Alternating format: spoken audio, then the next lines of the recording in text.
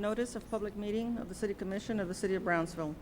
Pursuant to Chapter 551, Title 5 of the Texas Government Code, the Texas Open Meetings Act, notice is hereby given that the City Commission of the City of Brownsville, Texas, in accordance with Article 5, Section 12 of the Charter of said city, will convene an executive session, a regular meeting on Tuesday, June the 5th, 2012, at 5:15 p.m. and 6 p.m. in the Commission Chambers on the second floor of the Brownsville City Hall, Old Federal Building, located at 1001 East Elizabeth Street, Brownsville, Cameron County, Texas. Executive session, item A, consultation with attorney pursuant to Texas Government Code 551.0712 on a matter in which the duty of the attorney to the governmental body under the Texas Disciplinary Rules of Professional Conduct of the State of Bar of Texas clearly conflicts with the Texas Government Code, Chapter 551. Executive session B, consultation with attorney pursuant to Section 551.071 of the Texas Government Code regarding contemplated litigation. Executive session item C, consultation regarding real estate acquisition pursuant to Section 551.072 of the Texas Government Code. In executive session D, consultation with attorney pursuant to Section 551.074 of the Texas Government Code to discuss personnel matters. Will entertain a motion? I'd like to move to executive session. Second. All those in favor say aye. Aye. Motion carries.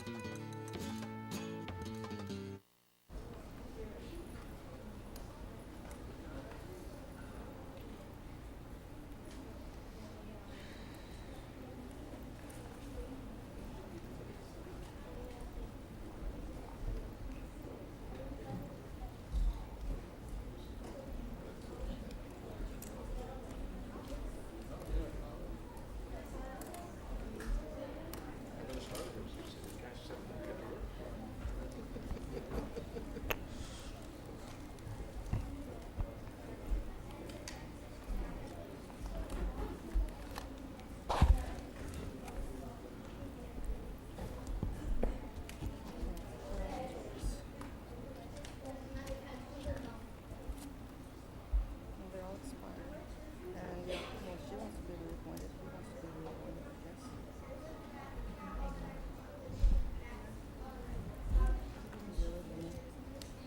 Leo Rosales, Rosalia. And then it's Mary. Guys, can we go ahead and get started? Pledge of Allegiance.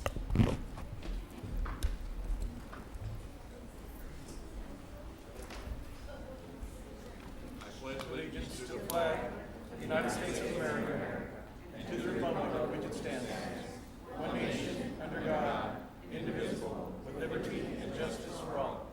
Honor the Texas flag. I pledge allegiance to thee, Texas, one state under God, one and indivisible.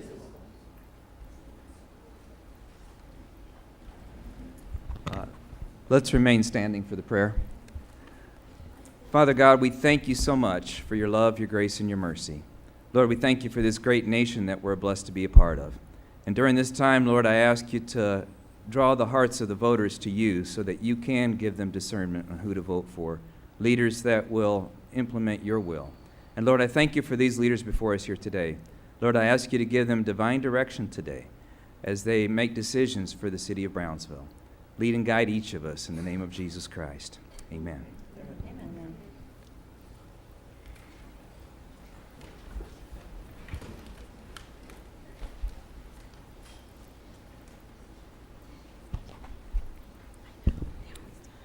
Action on items discussed in executive session. Item A, discussion and possible action to proceed as advised by legal counsel in executive session.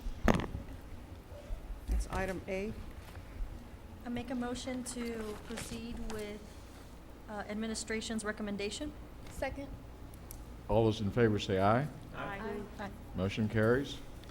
Item B, action to proceed as authorized by legal counsel in executive session. Do I hear a motion? Motion to proceed as recommended by legal counsel. All those in favor say aye. Aye. Motion carries. Item C, consideration and action on resolution number 2012-037 to authorize the purchase of the premises described as Lot 12, Service Industrial Park, designating signatories for purchase and dealing with related matters. Move to approve. All those in favor say aye. Aye.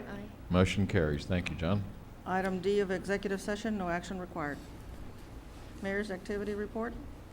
There will be no report tonight. Proclamations.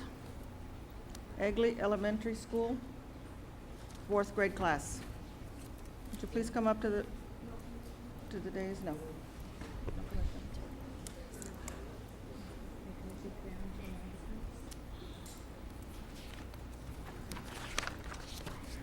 You guys want to line up? How are you? Make a copy. Welcome. Whoever's over here. I think it's Jessica. You want Is to it line up for comfortable? us? Hi, hi. Give it to Jessica, do you want to You read want the me to read it? proclamation? Okay. Give a copy to Jessica. A proclamation of the City Commission of Brownsville, Texas, commending the Egley Elementary School and Betty Lou Ibarra's 4th grade class. Whereas Miss Betty Lou Ibarra's 4th grade class in Egley Elementary School accepted the City of Brownsville's Crayon Recycling Challenge and became Brownsville's Independent School District's top school, collecting 305.21 pounds of old crayons. And whereas these 4th graders, by collecting, learned that recycling can not only be fun, and whereas these students were able to combine all of their efforts and wound up with more than 305 pounds of crayons. Whereas these students, through their efforts, collected more crayons than all of the other schools in the Crayon Recycling Challenge competition, and whereas the students' crayon project, Recycling Can Be Fun, consisted of melting 305 old crayons, which were then donated to the daycare facilities in Brownsville and Monica's house, where they can be put to good use for those who need them the most. Now, therefore, we, the members of the City Commission of the City of Brownsville, Texas, by virtue of the authority vested in the charter of said city on behalf of all of our citizens, do hereby congratulate Egley Elementary School and Miss Betty Lou Ibarra's 4th grade class winners of this year's Crayon Recycling Challenge, and further wish the teacher and the students well in the future endeavors as they continue to strive to impact BISD and the City of Brownsville. Done on this 5th day of June, 2012.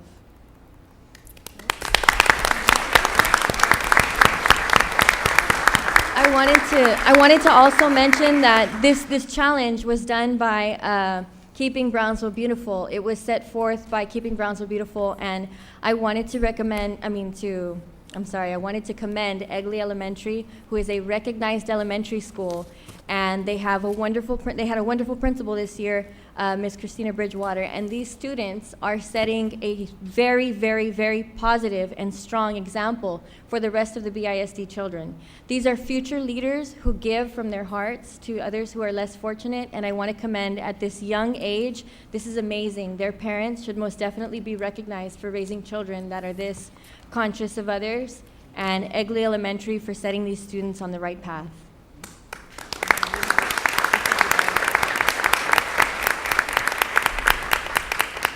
Okay, guys, keep up the good work and enjoyed it. Mary Lou, thank you very much.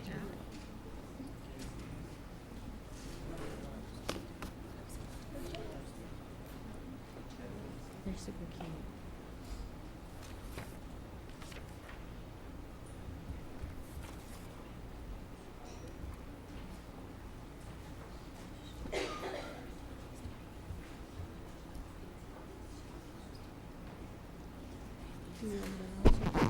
Charlie, I think you're on.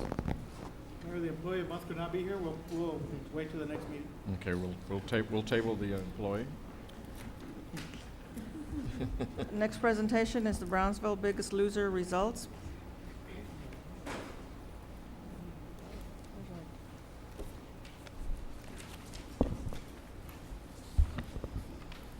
Honorable Mayor, Commissioners, good afternoon. Essentially, we ended up this year's Brownsville's Biggest Loser Challenge with on a positive note. Not only did we achieve our goal during the Zumba-tomic, we also raised awareness about the chronic diseases and the need to get our citizens on the right path as far as towards physical activity and healthy eating. The purpose of the challenge for this third annual BBL was, when it concluded, we felt was positive. We had over 1,000 individuals registered during the spring this year, which ran for 16 weeks. We also had over 2,388 pounds lost, which was an increase from last year's event. Events during the challenge were held almost every weekend, and we had many more sponsors this year than we had in previous years. Some activities to highlight a few were the Zumba at the Academy, which was very positive and well attended. Academy was a big sponsor for us this year, and they continue to be a sponsor for us in the future. We also had some prizes for children, such as bicycles that were donated by some of our sponsors. The Brownsville Trailblazers, as an example. We had a 5K 1-mile run walk hosted by the Infant and Family Nutritional Agency. Our fitness boot camp hosted by Academy and Sports Outdoors were very successful this year. PUB was one of our big corporate sponsors at this year's event, and theirs was held at HEB and was also very well attended. Baila en la Calle, which was our midpoint weigh-in, which also highlighted our last year's second place winner, Ms. D with Valley Regional, was also here at the midpoint weigh-in. Family activities they hosted by Su Clínica Familiar was very popular as well, and Valley Regional hosted the family jump rope, which was also an event that was a big part of their curriculum, as they've worked every year with schools to host those kind of events with BISD. And in what we're seeing is every year that we see clubs who have traditionally had events, whether it be a 5K or a run of some sort, or a walk, or a bicycling event, or a fitness event, are joining forces with us to highlight many of these synergistic outcomes.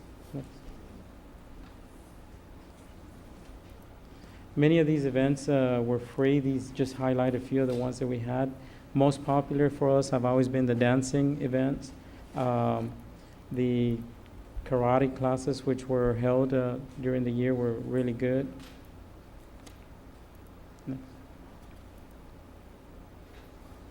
Our midpoint weigh-in in La Baila en la Calle, Hannah Curley from NBC's. This is a photo of her. She was very interactive with our citizens who showed up, and she was more than willing to offer any of her experiences during her appearance at the Biggest Loser Season 11. The event, as you may recall, was the largest Zumba-tomic. The city did break, again, this year's Zumba-tomic event was a world-breaking event. Kids and adults of all ages participated in this attempt, and it was also the final weigh-in for our Biggest Loser event. These are some of the photos of the kids out there and some of the instructors having a great time. We added a few events this year, which was competition between schools. In addition to attempting a record, we had this friendly competition between public, charter, and private schools. Prizes were awarded to the top 3 elementary and secondary schools, and the winners of the school competitions were as follow. At the elementary level, we had Champion Elementary, Keller Elementary, and a private school, Episcopal Day School. At the secondary level, we had a Brownsville Early College High School, Manzano Middle School, and Living Way Christian School. And I want to say, when we went out there to give the trophies, the staff and kids for the classrooms were very excited to have participated. Of course, this is a picture of some of our commissioners at the event. Thank you for for being at the event and having a good time out there. Next. It's embarrassing. Speak for yourself. Yeah. This last slide, I just want to say the winners. I'll mention them by name. Mr. Mark Road, individual male winner. Second place, Mr. Luis Leal, and third place, Frank Hernandez. Individual female winners, Pamela Ramirez. Second place, Marisa Leal. Third place, Maria G. Gonzalez. Small group, first team was called Supersized, which got first place. The Cadenas, second place, and third place was the Earth Girls. With the large group category, we had Castañeda. We had a lot of BISD teams as well, and this is Castañeda Elementary Crusaders. Second, Walking Owls, and third, Delgadinas, the PJD. Next. We're looking forward to next year's event. We want to thank all of our sponsors for this year, especially our gold level sponsors, which was many of the city departments participated, management, many of yourselves took the time to attend the event. Charlie Clark Nissan, HEB, Capio Anfils, they were all great sponsors, silver sponsors, and we're already making plans for next year's event. But I just wanted to report the success and looking forward to a great year. Thank you very much, Art. Thank you. Good work. Thank you. It's a great event.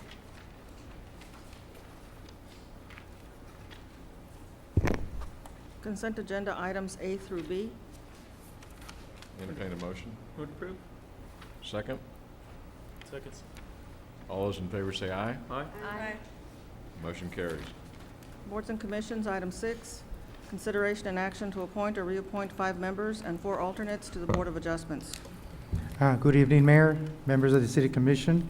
The Board of Adjustment was created by the city's zoning ordinance number 235. It consists of 5 members, 4 alternates. Each member shall be appointed for a term of 2 years. Purpose of the committee is to hear and decide appeals, special exceptions, and variances. Meeting time, place, first Wednesday of each month at 6 p.m. at this city chambers. A quorum consists of 4 voting members. And it's up to the City Commission to appoint the members or reappoint. I'd like to make a motion to reappoint Rafael Chacon. I know he's an alternate, but I'd like to make him a permanent position because I know we have some members here who have served at least 15 years. So I'd like to make him a permanent.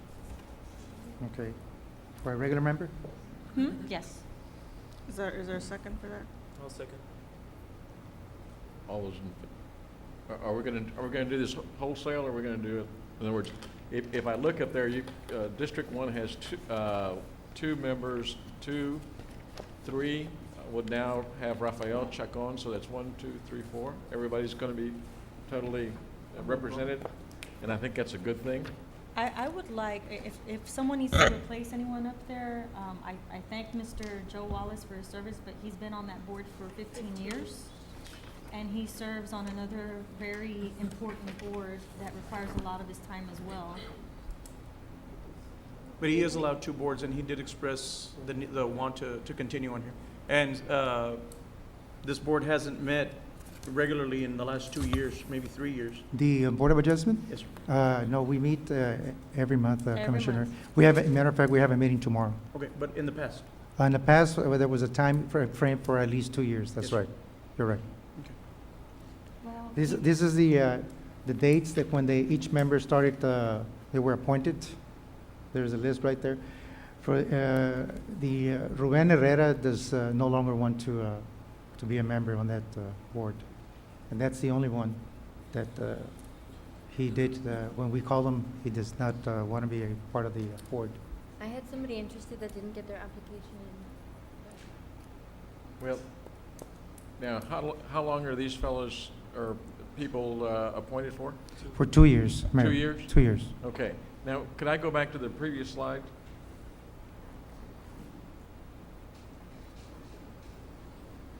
Okay, so can you someone kind of scratch out Raul Marquez and put Rafael Chacon on top?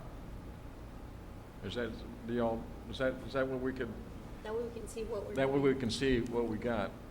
And Ruben Herrera's no longer serving, right? Well, he doesn't want to serve He anymore. doesn't want to serve anymore. And so Ruben Herrera, You can't write on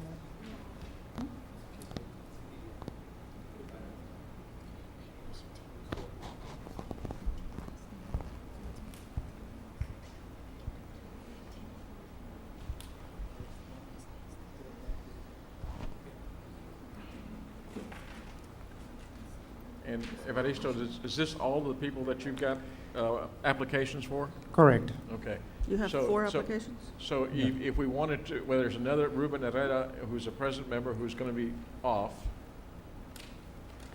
He doesn't want to serve anymore, but we have 3 alternates, right? We have 4 alternates, which is Mike No, we're going to Garza. move Chacon up to Oh, okay, yeah. Regular member. regular member.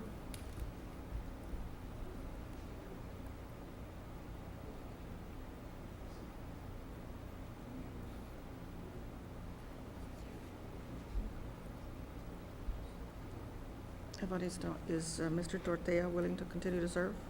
Ignacio Tortea? We didn't get on the, Mr. Tortea, John Kinch, and Mike Garza. We did call them, and we never got No response? no response from them, and they didn't come to the office and fill up the application. But we did call them several times, you know, that they needed to come by the office and apply. They didn't tell us that they didn't want to serve. They just didn't come by to apply. Do they regularly attend the meetings? Are there any? Yes, they do. They do, okay. They do. I'm just thinking that, Commissioners, is that we need to have one more from the alternates up to the top. I think so too. I can't see who they are. You can't really see. I know, Can't I'm really gonna see. wait till see if, are you gonna get any Can you put the clearer than highlighted that? one back, Yoli? Go back to the other one then, if it's kinda hard to deal with. Okay. And who were the alternates that were willing to be reappointed so that we can move one of them up? Well, Mike Garza, John Kinch, and Joyce Brown. I'd make a They- motion They to didn't move up fill out John. the application, but they didn't say that they didn't want to participate. He goes on that board. Okay. But I think we should maybe consider Joyce, because there's no. Tabling, What I'm saying to you guys, it's, I think you've got either Joyce Brown or John Kinch, both of which have been, you know, Joyce or John, one of the two. huh? Either Joyce or John. And I would does somebody want to make a move Joyce up to, motion to appoint to replace Joyce. Ruben Herrera? Motion to appoint Joyce Brown. Second. All those in favor say aye. Aye. Okay, now you've got a slate of Joyce Brown, Joe Wallace Garcia, Donald De Leon, Nacho Tortea, and Rafael Chacon as your members. And then you have Mike Garza and John Kinch as alternates. Do I We hear? had to make a motion to reappoint De Leon and Nacho, correct? Okay. I was just saying, we do the whole slate at the same time. That Okay. would be your whole slate, Okay. okay? Was that okay with everybody? So you're gonna make a motion to put that slate. Put that slate in as your regular members, and the 2 alternates would be John Kinch and Mike Garza. Do I hear a motion? Motion to do that. Okay, I have a motion and a second. All those in favor say aye. Aye. Motion carries. Thank you, Evaristo. Thank you. Thank you. Item number 7, consideration and action to appoint 2 new members to the Brownsville Community Improvement Corporation. Good afternoon. My name is Rachel. Let me introduce myself. I'm the new director for BCIC. Get the microphone It's a little bit closer. Can you guys hear me? The BCIC board consists of 7 members. Each is appointed for 2-year terms. The 2 members that are up for reappointment that we need to fill are no longer eligible for reappointment. They've served both the maximum years. The 2 members are William Garza and Carlo Hernandez. That need to be replaced. How Those many two. need, two persons, and those would be replaced would be William Garza and Carlo Hernandez? The first 2. Okay, who are applicants? How many applicants do we have? We have 8. We have Mr. David P. Willis from District 3, Jonathan Garcia from District 3, Laura Arroyo Manel from District 3, Ruben Obel from District 3, Bertha Garza from District 2, Chief Carlos Garcia Sr. from District 2, Elizabeth Valdez Garza from District 2, Julia M. De La Garza from District 3, and Larry M. Holman from District 4. Sooner we can put it up on the There's screen. one up Yeah, there. Larry should be struck because he wants another board. Frank is missing from that list. And Frank, yeah, she probably just missed it, but it's there. Okay, so can I make a motion to appoint Frank Wood? Sure. But, I mean, just a second, let me make sure we know. God, what about the resolution? So you need two members, is that correct? That's Rachel? correct. We need two. Okay. I can't make, Can't really see it. Do they have copies of the applications up there? anyway, You want another copy, Mayor? well, I think so that, you For all know, of we us. can, yeah, you can pass it around, take We a don't look like at it. spreading things around. No, but you can go back to the way they did it. Go back to the old one and write it in there. That was better. District 2 didn't To have any keep the representation. representation evenly distributed, it should be one from District 2 and one from District 3. Okay, and who's from Who's District from Two? District 2? Can you That's the, repeat the names, Rachel, from District 2? Name the ones out of District Two. Including Frank Wood. actually, you guys have my list, so Oh. I need my list. So District 2 is Berta Garza, Chief Carlos Garcia Sr., Liz Valadez Garza, and Frank Wood. Okay. And I would like to make a motion to appoint Frank Wood to represent District 2. Okay. Do we have a second on that one? Second. And Second? we've, well, just before we take the vote, we verified that none of these people, there's a conflict with other boards and stuff. We've done that, correct? I'm not sure if they have been properly vetted by I city I don't believe secretary. that Mr. Lawyer Wood has over any there. other board membership. Mr. Wood does not have a second. Mr. Wood is not a member of any board. No, I'm just not talking about him, everybody in general, that we've cross-referenced that they're not serving on more than one board, or they're not employed by the city and wanting to be on a board, that kind of. None of them are employed by the city. That, Okay, I've got a motion on the floor and a second for the appointment of Frank Wood out of District Number 2 Yes. for this particular board. All those in favor say aye. Aye. Aye. All opposed? Motion carries. Okay, now District 3 is another Three. one? District, Okay. that's your, I'll make a Commissioner. motion to appoint Ruben Obel. okay. Who do we have from District 3? We have David Willis, Jonathan Garcia, Laura Miniel, and Ruben Obel. Okay. And Julia De La Garza. Okay, well, there's a motion and a second on, I'm sorry. Ruben Obel. Rubel. All those in favor say aye. Aye. Aye. Anybody opposed? Motion carries.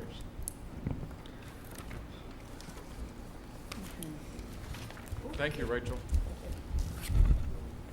Okay, I think the next one is Capital Improvement Advisory. And there were no applications submitted for that one. Do you have any applications, Ben? No. Honorable Mayor and City Commission, You're tonight, looking for two members? How many Yes. applicants do you have? I have no applicants, Mayor. You have no applications? No. I suggest we table this one then. Do we have no applications? We have reappointments? People want to be reappointed? Or, Which one's this one for? Let me just briefly mention what this committee does. This committee works closely with the Public Utilities Board to set the impact fee rate that we will be charging for new developments in the city of Brownsville. They meet to set the impact fee and give updates to the City Commission. We're getting ready to give a report to the City Commission. With when this ordinance was written on the impact fee for this commission, there's some criteria that's very important. Basically, 3 members have to represent the building industry, the real estate industry, and the building industry, real estate, and development industry. And there's also has to be a member of the ETJ. The purpose for that is that the Planning and Zoning Commission approves plats in the ETJ. So they have to pay an impact fee. So that's why it's important that we have members that meet that criteria. Secondly, because in the ordinance itself, it says no meeting can be held till those 3 representatives of those industries are on that committee. I had prepared a little list for you just to go over, similar to the one on the screen. But basically, you have your members, and also this ordinance didn't put terms, they have indefinite terms. That means the commission at any time can replace anybody. But I also put the primary business because that's, as I mentioned, there's qualifications for this commission. So, in essence, what we were looking for were 2 members because we were concerned that we did not have the three industry representatives. Because when Mr. Betancourt and Karen Ballard came in, they came in as representing the development industry. But their primary business now is basically government because Mr. Ballard works for the court system, and Mr. Betancourt, as you may know, he is our county treasurer. So, I mean, that's what we have tonight. We can table it. We're not ready to meet now, but we are getting ready to meet. So, so we can come back with you if you choose to do so. If not, we can retain the same members because we do have 3 representatives meeting the ordinance, which is Ms. Leanne Greer, a multifamily housing owner, Joe De La Fuente, real estate business, Mark Esparza, also in the real estate business, and Mr. Victor Alvarez, he's our ETJ representative, also the ETJ representative in the Planning and Zoning Commission Board, which has that same criteria. And Mr. Betancourt also serves, as well as you may know, on the Greater Brownsville Incentives Corporation. So, so that's what we could table, and then with your direction, I can come back, or just table indefinitely. Well, I would like to make a motion to table only because I would like to have the opportunity to recruit people to be on that particular board. That was one of them, and the other reason would be if you can forward us what the criteria is to have the members be on that particular board. Yes, of course, it'll be the criteria here. We'll forward that to you. I have a motion. Do I have a second? Second. All those in favor say aye. Aye. Motion carries. Mr. Kavler, did we ever create that master list of all the vacancies for every board and commission and post it? The number of vacancies on the boards is listed on the webpage. All the vacancies? Right. And at any time, we have a binder that has all the boards and their information, as well as an attachment of the ordinance or resolution that created it. And we have a copy of the board appointment policy on the website as well. Can we get Bill Young to write up a press release so that he can forward to media? Maybe they can write up an article on all our vacancies. Okay, Drum we'll up do some that. interest. Yes, ma'am. If you like, we get you a copy of the book, or you can just refer to the website as well. No, I just want to be able to let the general public know that we have all these vacancies and that there are plenty of people out there willing to serve, and they just need to be made aware of what vacancies are available. Okay, we're doing that on the website right now, but we'll intensify. Although we're having a lot more applications We than are. before, Yes, which we is are. good. I laud the community for doing that, and I laud the administration for making sure that we're getting all these applications in. I think it's a good process, so keep it up. Mayor, not only do we have the number of vacancies on each board, but as you scroll down, the information on each board that the city has is listed there so that prospective applicants can look at that board and determine if that's something that they want to do. And further on down, we have the board appointment policy and the application form for them as well. Yeah, no, I've seen it, well, I'm the old guy, I need the hard copy, so. Well, yeah, we sent you I've some got by one. email. Anyway, number 9, Number 9, consideration and action to appoint 2 members to the Planning and Zoning Commission. Honorable Mayor and City Commission, these 2 appointments, one is Mr. Mike Salinas. He's an attorney. He would like to continue to serve.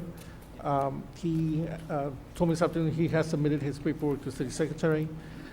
Second one, Mr. Javier Reina has resigned. He does not want to serve anymore, so you do have that slot available to appoint somebody new, or if you want to reappoint again Mr. Salinas or somebody new as well. The Yeah. plan- I'm sorry, this one, on the planning and zoning, you had a lot of applications, no? That's correct, yes, Mayor. There's very good candidates. No, it's still up. Yes, There's sir. some errors, and I think I had brought it up last time. Mr. Troy Whittemore is under Commissioner Triani A, and actually, he's my appointment. Okay, we That's can change correct, that, that's yes. not a problem. Well, I think we've changed all those issues, as long as all the districts are, I don't know that we're going to individual appointments anymore. Anyway, Did you put a list out there of all the guys that have applied somewhere? I mean, I've got the applications here somewhere, but I'm just saying, did you, I don't think I got the applications. Did Mine says planning and zoning, but there's I didn't get any. Can you give us a list of who applied?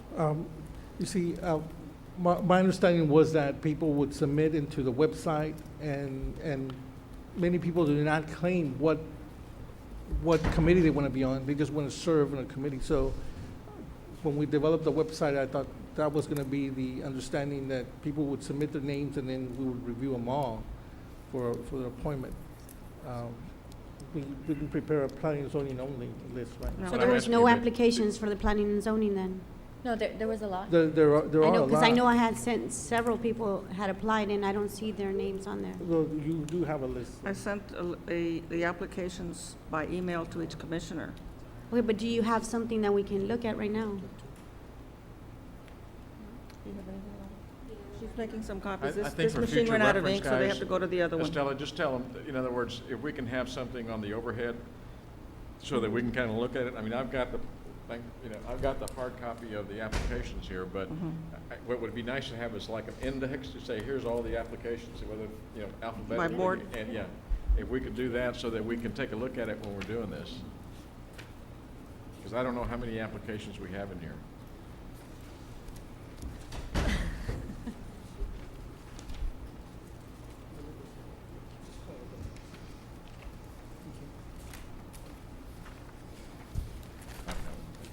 And let me go over them. Thank you. Ernesto Gutierrez, he works for Pemesa. He's the vice president. Abraham Galansky.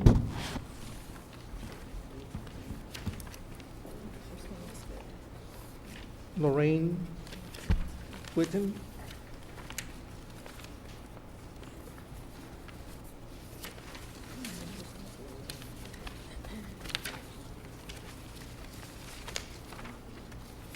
Luis de la Garza. Do we have the districts that they're from? If I do, I'm missing them somewhere. I think there's one missing. Ernesto Gutierrez is from Commissioner Zamora, District 3. District 3? Yes. Yes. I know that Craig Grove had applied, and I don't see it here. Greg Grove. Yes, I saw his applicant on the website. But I think they listed him in the Board of Adjustments. Oh, Okay, Mr. Galansky, what district is that? Mine. Mr. Galansky unfortunately put his business address, not his home. I do not know where he lives. His business is in District 4. Okay. And Mr. Javier Reina out of District 1, No, see, that was, Resigned. he was District 2, he was Charlie's. Yeah, he has resigned. Mr. Medina, as far as Diana Clow, I understand she had several absences. Has she started attending the meetings? Oh, no, she's attending well now. Yeah. She is? Okay. Yes. I have a question on Lorraine Whitehead. Where it says name of the board that you wish to serve on, it says Brownsville Community Improvement Corporation. It doesn't say. Well, I think she was open to any, I think. Was she? Yes. Okay. But she wanted that as her first choice, but she put in there any area. Okay.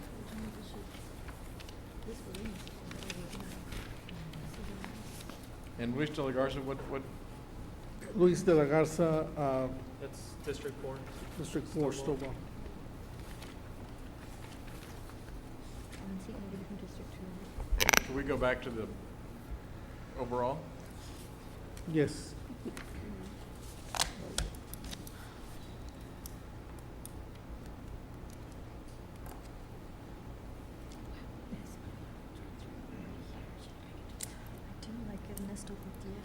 There were some other applications that were primarily like Lorraine's, that they had listed a particular board, but I know in their application, they also listed other areas of interest that they would be A couple open. of people do. We're not putting them into the other, I believe we are, we're putting them into different, we're making an extra copy.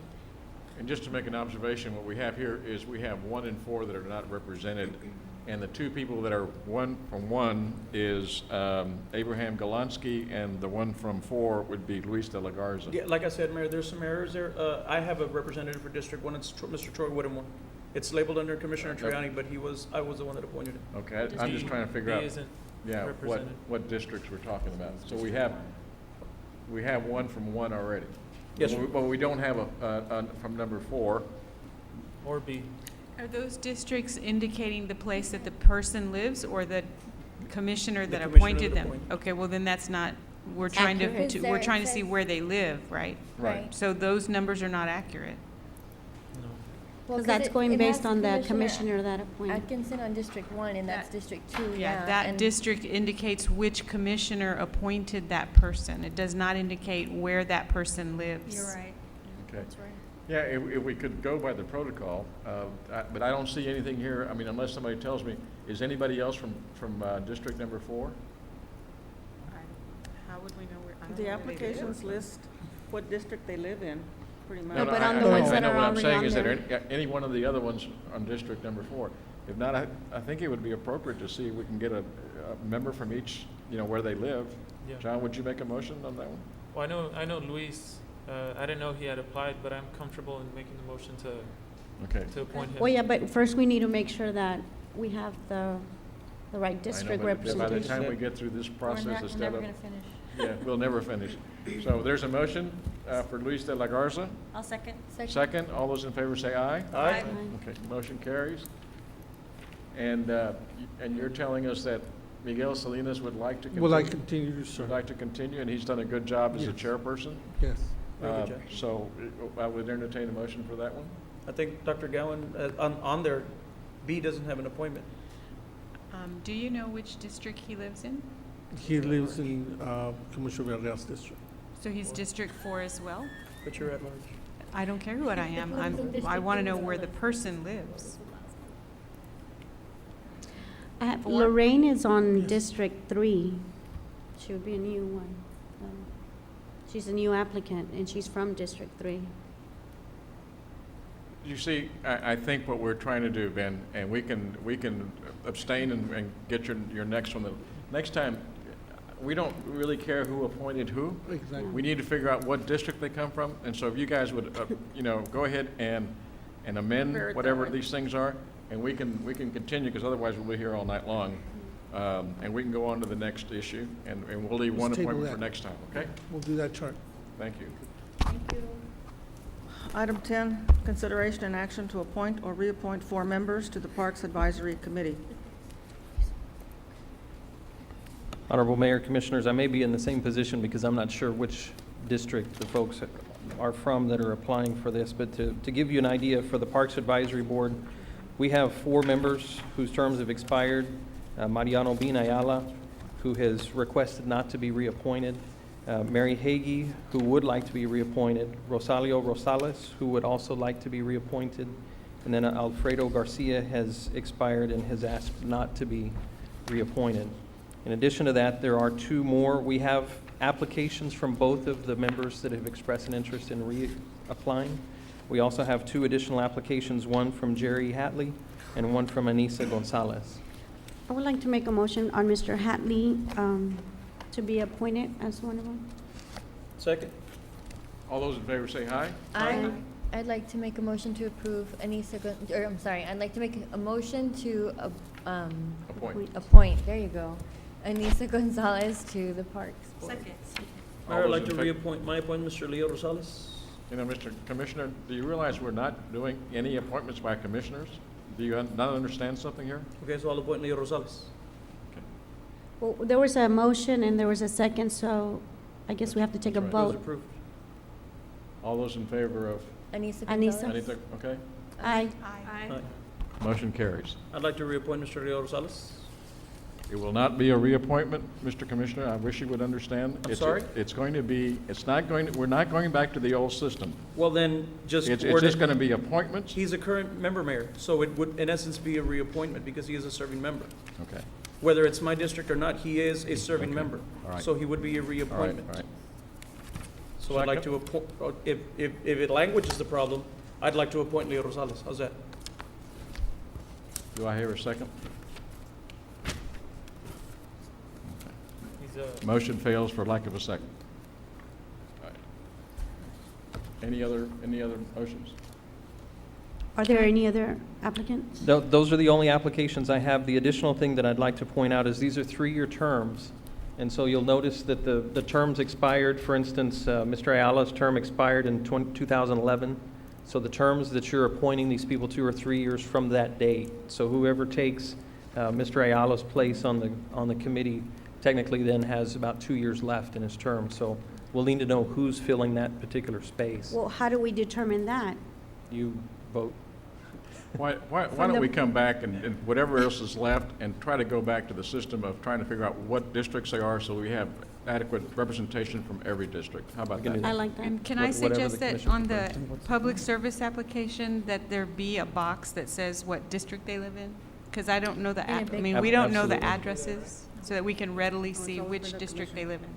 Maybe like on the application, like in the corner of Yeah. a larger But the box. application in the middle tells you what Yeah, district but they I live in. maybe, yeah, it's It's on always there, hard for but me to- towards the top. You need to redo the application. Just like a, so we can know where to file them faster. And then obviously, we'll bring a summary sheet of each of those to you like you've requested. It'll show districts, et cetera, et cetera. Thank you, Jeff. Thank you very much. Number 11, Estela? Sir? Number 11?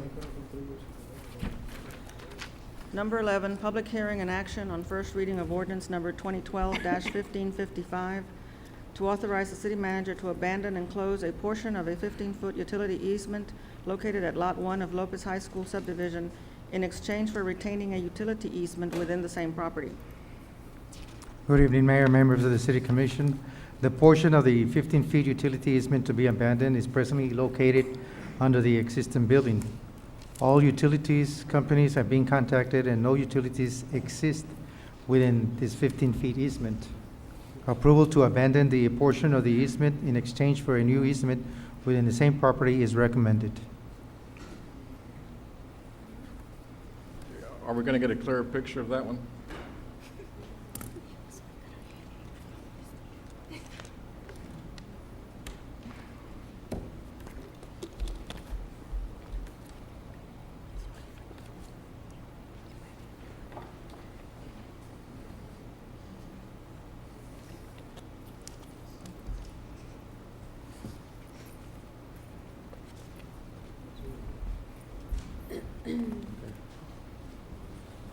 Thank you.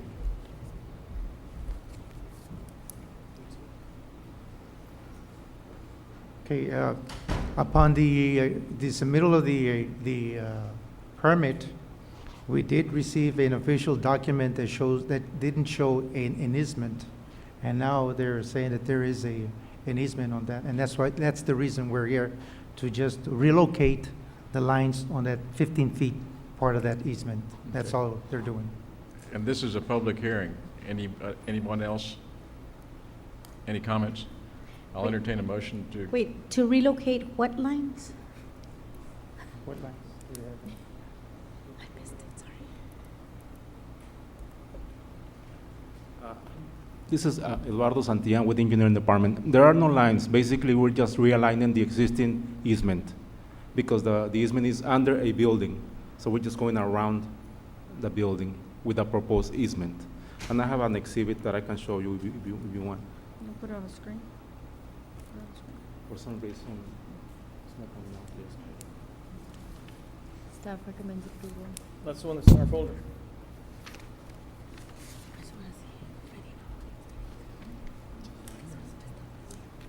I think I already started. I'm sorry, I'm a visual.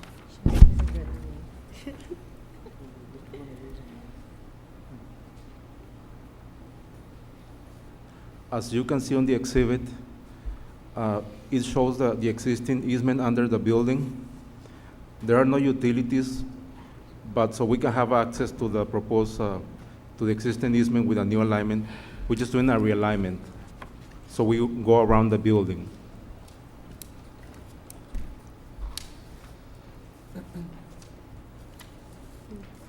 Okay? Do I hear a motion to close approve. public hearing? Oh, I'm sorry, motion to close public hearing. Second. Okay. All those in favor say aye. Aye. Motion to approve. Second.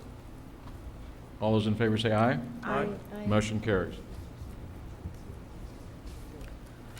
Item 12, public hearing and action on resolution number 2012-034 to authorize the filing of an application and execution of grant agreements with the Federal Transit Administration and Operating Administration of the United States Department of Transportation for federal transportation assistance authorized by 49 U.S.C. Chapter 53, Title 23 of the United States Code. Good evening, Honorable Mayor and Commissioners. This presentation is to discuss the Urbanized Area Formula Grant Program and the city's allocation for fiscal year 2012. This grant application is a yearly requirement for the city to access its federal grant funds for public transportation. This is not a competitive grant. These funds are appropriated by Congress on an annual basis. These funds are then allocated by the Federal Transit Administration to urbanized areas according to various formulas and allocations, and the allocations are published in the Federal Register. As of today, the Federal Transit Administration has published 2 partial apportionment notices. This year, the city's federal apportionment is estimated based on the last notice to be approximately $3,014,496. The program of projects being proposed include 3 capital projects, and technically 2 of these capital projects, preventive maintenance and fuel as capital maintenance, are operating expenses. However, we would like to take advantage of the federal rule that allows these expenses to be charged to the grant as capital projects as an 80-20 federal local match. Now, the fuel as capital is something new that came in on this Federal Register. So that's something that had not been done before. This is something that's being allowed for us to do this year. The third capital project is for eligible construction costs for the La Plaza at Brownsville Multimodal Terminal. On April 16, 2012, the FTA issued a letter of no prejudice to the city of Brownsville, permitting the city to incur construction costs on the multimodal terminal using non-federal resources, with the understanding that the costs incurred after the letter was issued may be reimbursable as eligible expenses or eligible for credit towards the local matching share of if the project should be approved for federal funds at a later date. Portions of the construction of the completed terminal were undertaken in advance of the availability of federal funds, so we have included this in our program of projects to reimburse for those expenses. Okay. Finally, the proposal includes our operating assistance. Operating assistance requires a 50% non-federal match of the net project cost. We are proposing to allocate $1,090,387 in federal funds, which will be matched by the city for the same amount. These funds can be carried over for up to 3 years. Now, this table shows the entire proposed programs of projects. The city's contribution will be $1,571,414, which will be matched by $3,014,496 in federal funds. The city's contributions will come from the Public Transit Fund and was already included in the fiscal year 2012 budget. A public hearing notice that included the proposed program of projects was published in the legal notice portion of the classified as section of the Brownsville Herald on Sunday, May 20th, 2012. And at this point, we may open the public hearing to receive comments and to answer any questions. It's a public hearing. Any comments from the public or the commissioners? Move to close public hearing? Second. All those in favor say aye. Aye. Motion carries. Move to approve? Second. All those in favor say aye. Aye. Motion carries. Thank you. Thank you, Norma. Item 13, public hearing and action on first reading of ordinance number 235-2012-017 to rezone from dwelling Z classification to light commercial G classification for lots 229 through 233 out of Valley Sound Addition located at Old Port Isabel Road and FM 511. Honorable Mayor and City Commission, the property here is shaded in red. The Planning and Zoning Commission voted unanimously to approve this to you. It'll be for a warehouse. It's off Port Isabel Road at the outskirts of the city where city limits almost end. This is a public hearing. What is around there? Basically, it is Old Port Isabel Road. Commissioners, you're going up north here, and it continues outside the city. Here you have the mobile home community, but basically it's vacant land, cemetery. That's all you have. Is that Winter Haven? Winter Haven. Winter Yes. Haven. Okay. What are they gonna, do you know what they're going to keep in the warehouse? It'll be truck parts, a truck stop type of business. Truck stop? Yes. So are we going to have heavy industrial traffic through there, big trucks, 18-wheelers? What are we looking at? It'll be 18-wheelers, yes. Do you know how many phone calls I'll get from Winter Haven? Does that street have that capacity to take that, Yes. that kind of traffic? Isn't that right, Ben, isn't that right across the street from the new Cascade Park that the Drainage Yes. District is building? The Cascade Park, Commissioner, it's in the proximity, but it's in this part of the community here.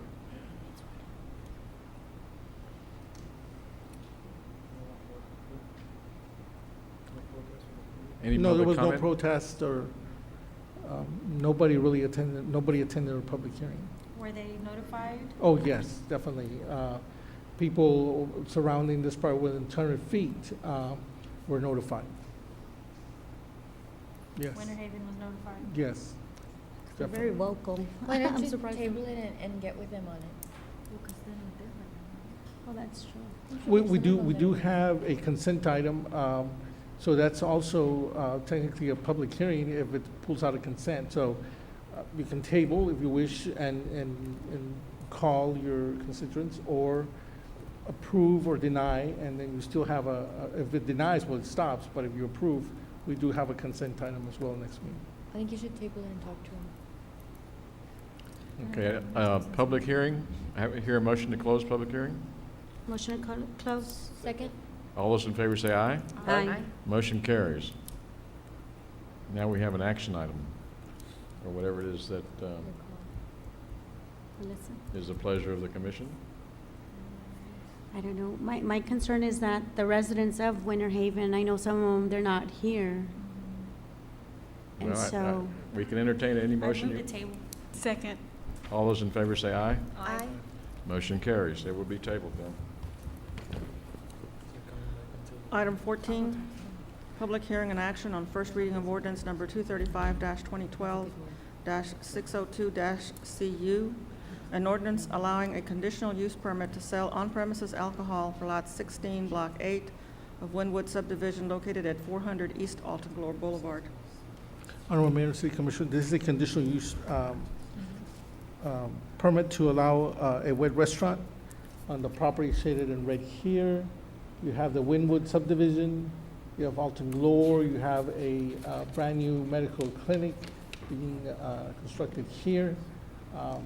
This is a Wingstop restaurant, and they would like to sell alcoholic beverages with the food. So the Planning and Zoning Commission voted to recommend this application to you. Okay, any public comments? Public hearing? Motion to close public hearing? second. All those in favor say aye. Aye. Motion carries. Public hearing is closed. Any action Motion to item? approve? Second. All those in favor say aye. Aye. Motion carries. Ben, can I ask one question about Sure. the previous one with the truck stop? Were the people at the Drainage District notified also? Because I know that Cascade Park's going to be full of birds and such, and I'm not sure No, they. I'm sure they were, Commissioner, because we get the names from our tax roll. It does not matter if they're inside or outside the city, they get a notice. So I will confirm that. I'm sure they did, but I will confirm that with Because you that's a tomorrow. Texas Parks and Wildlife project. I just, Okay. Estella, do we have any public comment? I have- No public comments, Mayor. No public comment, okay. We go to action Action item items. number 16. Item 16, consideration and action to adopt budget amendment resolution number 2012-032 to amend the general fund revenues and expenditures budget, to amend the budget for additional expenditures in the non-bonded debt service fund, landfill tipping fee increase fund, airport fund, and public transit fund, and to transfer funds from the workers' compensation fund to the general fund.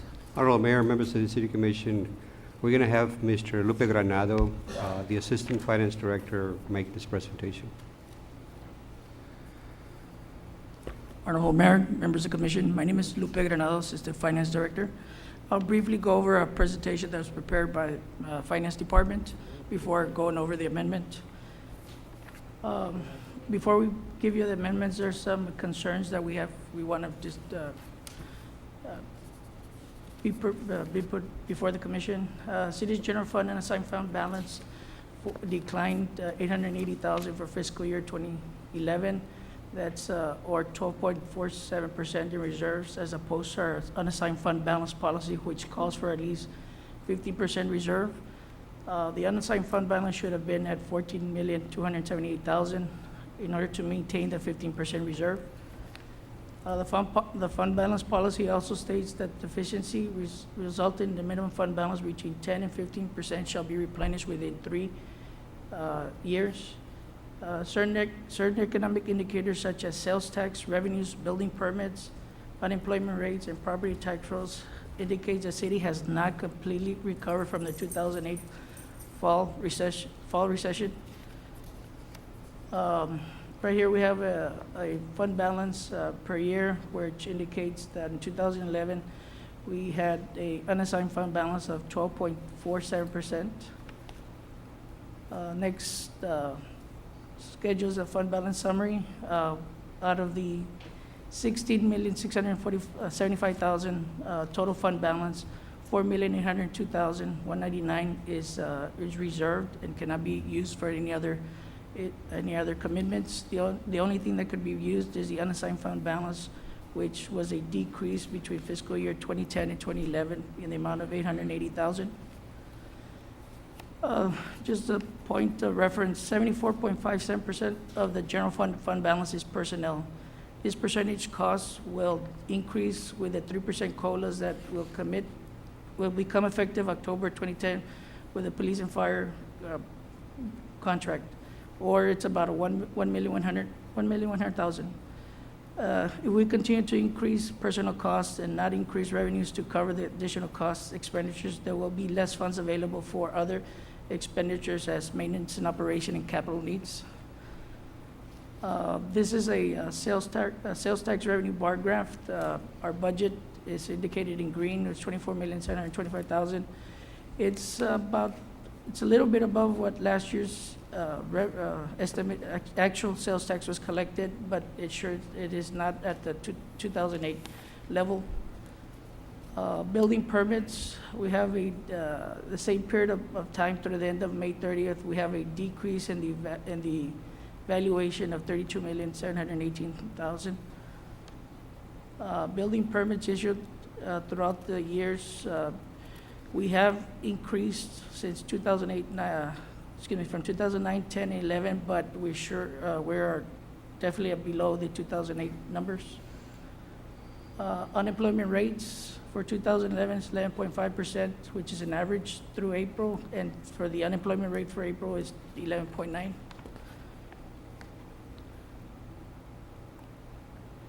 These are the budget amendments that are presented for your consideration. The first 4 are increasing revenues based on the forecast that we have. We indicate there will be a slight increase in the sales tax of $300,000. Bridge fund will also have an increase of $500,000. Surplus from Brownsville PUB, this is a cash transfer. We kind of estimated we might have an increase of 250,000. Fund 72 was a self-funded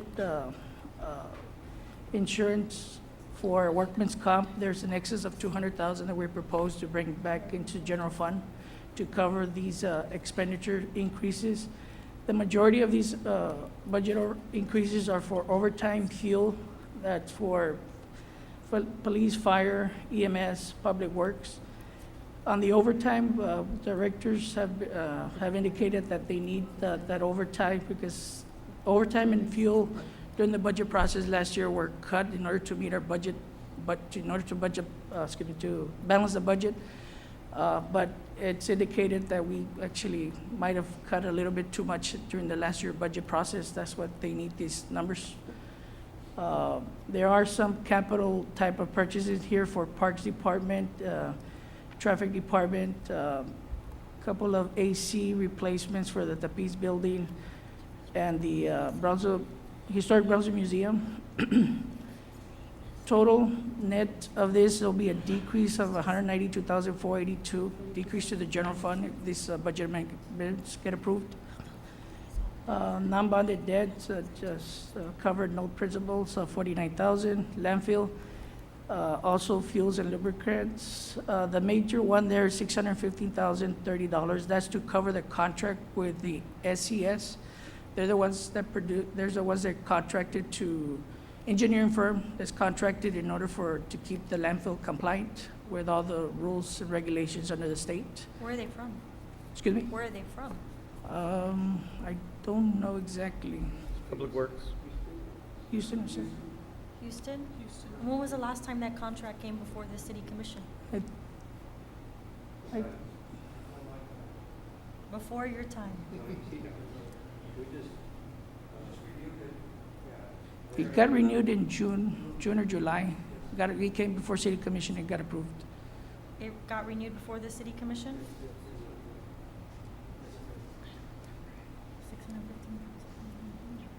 What was the term on it? It was 3-year, it was a 2-year contract and up to about 3 years, I believe.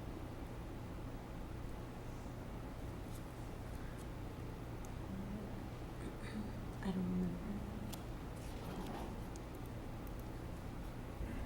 Thank you. That's good. Okay. Continue on next page, we have the airport fund. This is general fund transfers money into the general fund to cover the operating loss. So they are increasing the rental revenues thereby where we are decreasing the general fund transfer to 265,000. Public transit is also the same situation where it's overtime and fuels were under budget last year. They're needing these funds in order to cover their operational needs, and workman's comp is a transfer to general fund. This is a fund balance summary after budget amendments. If budget amendments get approved, June 5th, beginning fund balance, $13,747,000. Budget revenues prior to June 5th, budget amendments, $88,206,000. Plus revenue amendments, if approved, of $1,250,000, gives you a total budget revenues of $89,456. Amount available for budget amendments of $103,204,000. Less budgeted expenditures prior to this budget amendments, $90,719,757. If approved, budget amendment of $1,442,482. Total expenditures, $92,162,239. Estimated assigned fund balance at December 31st, 2012, $11,042,000. That's 11.9% of fund balance compared to the actual expenditures. The rest of the schedules here, which is sales tax comparison, it's a comparison of the month to date, comparing between 2011 and 2012. We have an increase. We're projecting an increase of about $300,000. Bridge fund, similar schedule, what we actually collected compared to the budget. And that concludes the presentation. You have any questions? Any questions? I move to adopt. Do I hear a second? Second.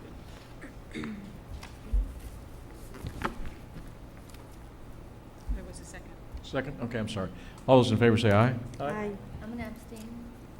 Abstain? Okay. Motion carries. Thank you very much. Good presentation.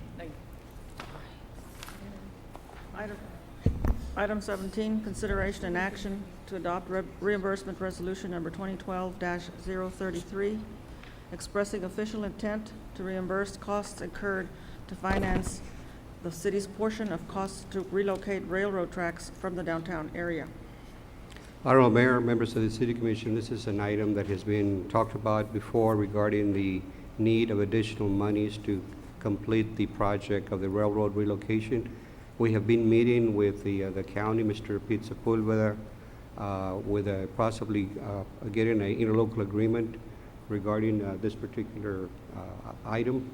The item that's being presented to you tonight, just as a safety net for us, just in case the city decides to advance money to the county from the general fund, this particular resolution will allow us that in the future, obviously, we issue a certificate of obligation. We will be able to have the general fund get reimbursed from the CO proceeds, because any expenditure that is done from this date forward will allow us to get reimbursed to the general fund from the CO proceeds. And this item is not authorizing us. You're not authorizing to issue a CO. It just as a precaution that in case we start making payments to the county for some of the requests that they have made on the bridge relocation project, that will be covered, that the general fund could get reimbursed with the understanding we get a CO approved. I'll entertain a motion. I move to approve. Second. All those in favor say aye. Aye. Motion carries. Thank you. Thank you, Pete. Item 18, consideration and action on resolution number 2012-035 to renew and extend the Camille Players Incorporated ground lease on real property at Dean Porter Park. Members of the commission, in 1964, the city leased to the Sams Foundation the ground on which the Camille Leitner Playhouse was eventually constructed. The Camille Players own the building, we own the land, and as part of the city's commitment to the arts and so forth, we have let them use the land at no charge, and we propose to let that continue. That's been that way since 1964. This would extend their ground lease for another 20 years till 2034, I think it is. Move to approve. Second. All those in favor say aye. Aye. Motion carries. Thank you, John. Thank you. Item 19, consideration and action on resolution number 2012-036 to adopt Section 3 plan, the Section 3 plan to comply with 24 Code of CFR Part 135 of the United States Department of Housing and Urban Development, Section 3. Good evening, mayors, commissioner. I'd like to take the opportunity to introduce you to Brian Avila, who is Senior Program Manager for Community Development Division. And he'll give a very brief explanation about what Section 3 is, but basically, in a nutshell, the Rio Grande Valley entitlement communities have all come together to adopt a Section 3 plan so that we can move forward as a region to adopt this into our individual plans as a municipality. But he'll give a brief overview of what that is. Good evening, Mayor and Commissioners. Section 3 was enacted back in 1968, and what it's supposed to do is to help low and very low income individuals or persons attain some type of training or work so that they could move out of basically what was Section 8 housing at the time. The program is monitored off and on by the federal government, depending on who's in the White House. And right now there's a very big emphasis on trying to make sure that we're trying to get all of these people who seem to be dependent on the government into the workforce and get them out there so they can pay regular taxes like the rest of us. So that's the basic push of what Section 3 is trying to do. Okay. Approve. Second. All those in favor say aye. Aye. Okay, motion carries. Thank you. Thank you. Item 20, consideration and action to award a term contract for delinquent ad valorem tax collection services for the city of Brownsville.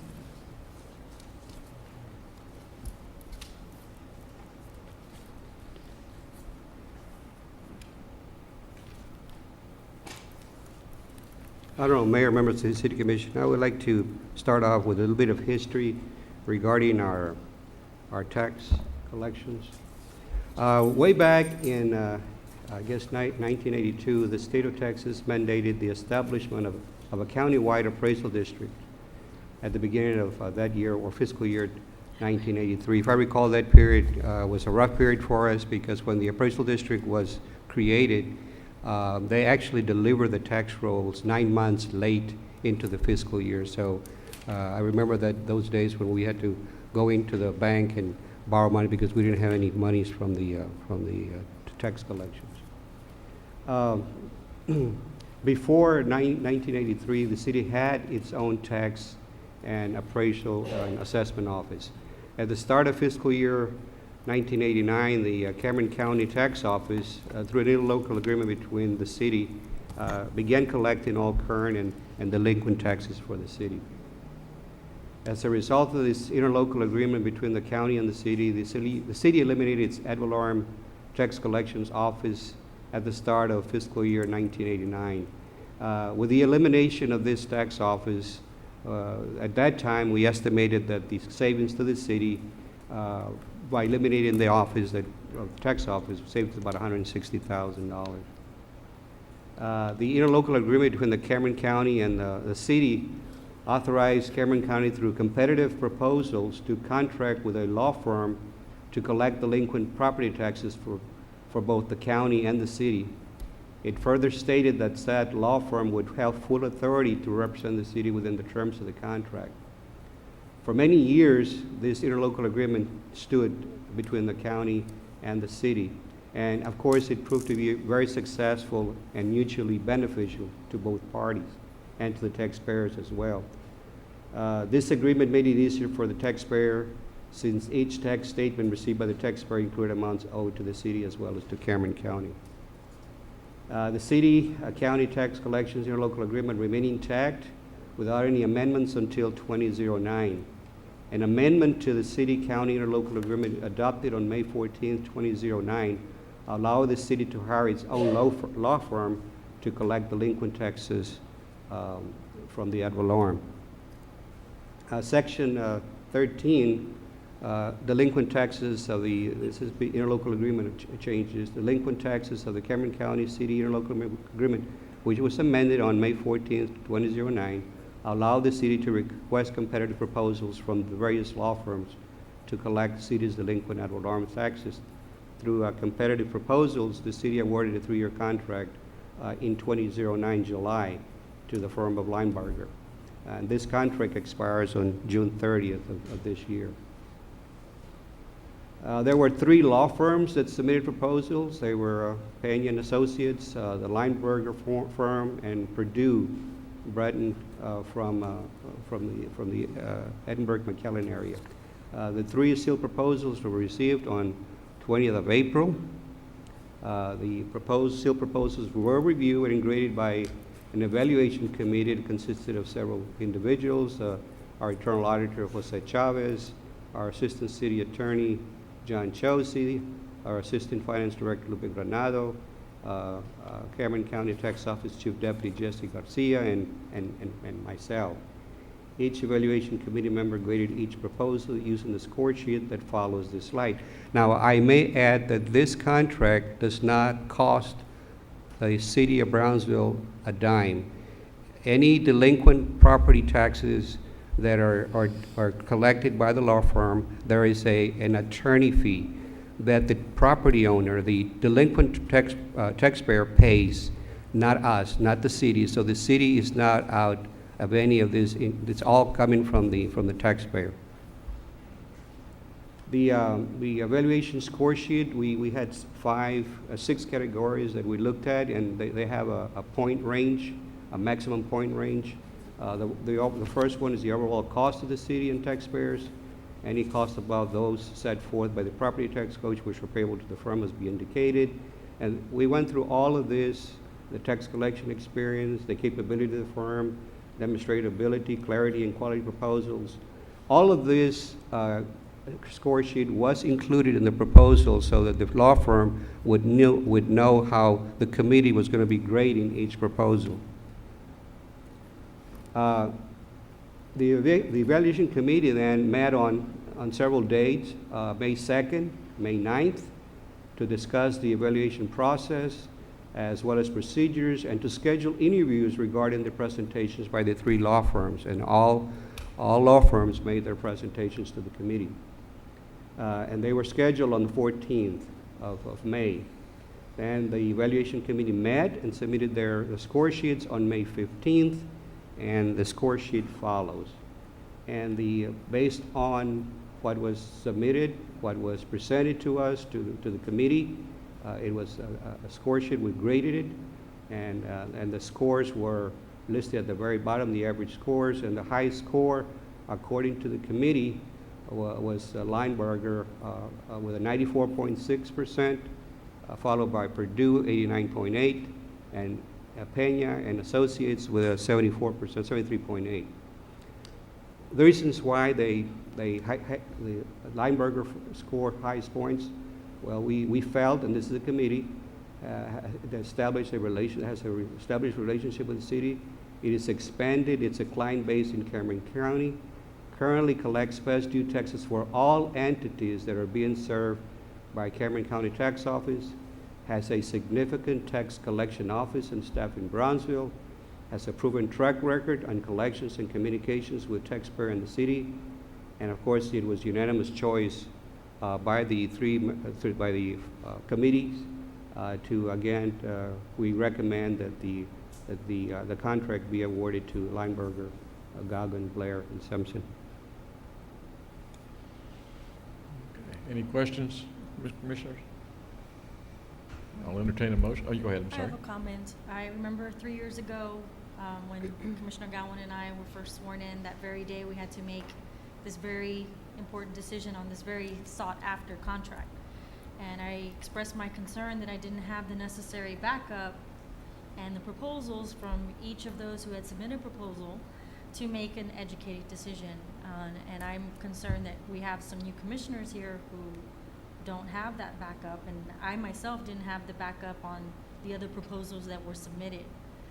So, I'm just expressing my frustration again that I feel like deja vu because I went through this before where I didn't have the information that I needed. Did you request the proposals from the commissioner this time around? Always requested backup for the agenda. I have 2 pages to make this decision, and Okay. For me, it's not enough. Okay. Any other comments? Can I make a motion? What, you said, Pete, that, you rate the companies based on their past performance? Yes, we actually went a little further, and I can go into it. We have some information regarding the percentage collections of another firm, and actually their collections, and obviously it was from another. In other words, this is information that came from the county. County, by the way, collects all the taxes in all the entities here in Brownsville, except maybe there are a few at the island that at the school district in Port Isabel, I believe, collects their own. But the majority of the entities are actually collected by Cameron counties, and all of the law firms, same law firm collects delinquent tax for most agencies. Actually, there's only 2 entities that request additional law firms, and that's school district and the city of Brownsville. All the others, like UTB, TSC, they're all, whatever the county selects, that's what they go for. But we did have an analysis as to there's another firm that was collecting property taxes from the delinquent taxes from the school district, and we noticed that the percentages that were being collected were a little bit lower than what the firm of Goggin had. So that was one of the decisions that we made. We want to look at what's the best thing for the taxpayer, and we want the most collections and delinquencies. And so far, they've delivered the last few years. So And again, it doesn't cost the city a single cent with this. I just remember 3 years ago, all the firms came up and they did a presentation, an extensive presentation on their services and some history and references, and we just didn't get that this time, so I was wondering why it changed. Well, we can certainly do it now. They're here, Commissioner. We can open it up there. I'm sure they can come and make a presentation, right? Now, we have until, the deadline is July 1st. We have another meeting. But that means that we go out for proposals again, or? We do have a committee. A committee is independent of anybody, and I feel very comfortable with our decision. Now, we do have some committee members here that they want to talk. Mr. Josie, Mr. Granado.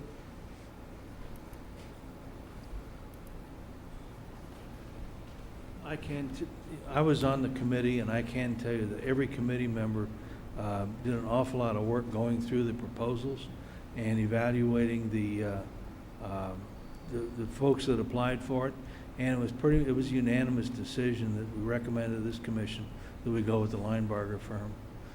Basically for the reasons that are outlined. They've been doing it for years. They're here in town, and they have a proven track record. I have a question. So you're telling me that for the taxpayer, let's say they're delinquent or not, the smallest fee that would be incurred to them is by who? Pardon me? The smallest, okay, let's say somebody owes taxes. Yes, ma'am. What is the smallest fee? Which company pulls the smallest fee? Well, the smallest percentage fee would be with Mr. Pena's firm. But the other thing to take into account is there are also court costs and other things that all taxpayers would have to pay. And I did a calculation, and I don't remember exactly how it came out, but at a certain point in time, because of the way the fixed costs were set up, the Linebarger firm at a 15% fee actually came out cheaper for the taxpayer. 15%. And what's the cap? There's a state statute or state law, right? There's a Yeah, the cap. maximum they can charge is 20%. 20%. So you're saying that Linebarger is better for the taxpayer? Yeah, yes. Well, for the city. I think what you guys are looking at, you have 3 excellent law firms. And so what you do is the committee has to be able to assess this whole deal, is they've got a sliding scale. And, whoever the point system kind of indicates, I think is what you guys, that's your recommendation, just based upon that. That's correct. But they're all good law firms. I mean, Yeah. I agree. What we looked at, basically, the objective was which law firm can do the best job for the city of Brownsville. It's how to maximize your recovery, that's Yeah. all. Do I hear any motion, or?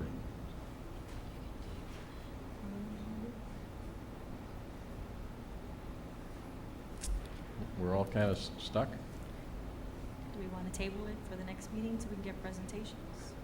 Well, I do have a question.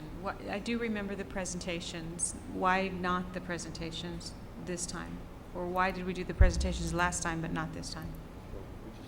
I don't have an answer. Just because. I think part of it last time was the first time the city had gone out to hire its own tax collection lawyers. Oh, okay. Previously, under the contract, I we didn't just go realize along that. with the Before county. that, the county did it I for didn't us. I mean, realize I'm familiar with all the law firms, so I mean, and like we I had, said. if memory serves me, we had 6 or 7 firms apply last time around. This time, just 3. And, since we'd gone through it once before, I think the committee felt a little bit more comfortable going through the process and making a recommendation. Okay, well, Commission, what is your pleasure? Either have a motion or nothing happens. I guess we don't have a motion before us. Robert's Rules of Order, I guess we go on to the next item. I make a motion to table. It seems like nobody's ready to make any motion Okay. whatsoever. I'm ready to for or make a against. motion, it's just, Well- this commission needs to decide. Well, Well, not There's a just motion, one there's a vote, motion, there's a Not just motion one to vote. table on the floor. Is there a second? Second. All those in favor of the motion, please signify by saying aye. Aye. Okay. Aye. The motion to table carries. So we'll table it for today. Thank you. They can make the presentations next time around. Yeah, Pete, I think you should get together with the commissioners that have some questions, and perhaps maybe the next time we do presentations, if that's what their wishes are. Okay. Number 21. Item 21, consideration and action to award a contract for street paving and drainage improvements for Los Ebanos Boulevard. Honorable Mayor, Commissioners, my name is Eduardo Garcia. I'm the Assistant City Engineer for the City of Brownsville. Our item on the agenda tonight is the street and paving drainage improvements to Los Ebanos from Boca Chica to Paredes Line Road. We have received 4 bids for this project, and we're recommending approval of this contract to the lowest responsive bidder, RM's Walsdorf, in the amount of $1,652,606. The contract has performed similar projects in the past in the city and has performed satisfactory. Okay. Do you have any questions? Second. I have a motion to approve and seconded. All those in favor say aye. Aye. Motion carries. Thank you, sir. Item 22, consideration and action to award a contract for street paving and drainage improvements for West Madison Street. On West Madison Street, we'll be reconstructing from Boca Chica Boulevard to Lakeside. We received 3 bids for this project. The lowest responsible bidder for this project was G&T Paving with a bid of $497,169. Once again, G&T has performed similar projects in the city and performed satisfactory. We're recommending approval for this project. Would approve? Second. All those in Thank you. favor say aye. Aye. Motion carries. Motion to adjourn. Second. All those in favor say aye. Aye. Motion carries.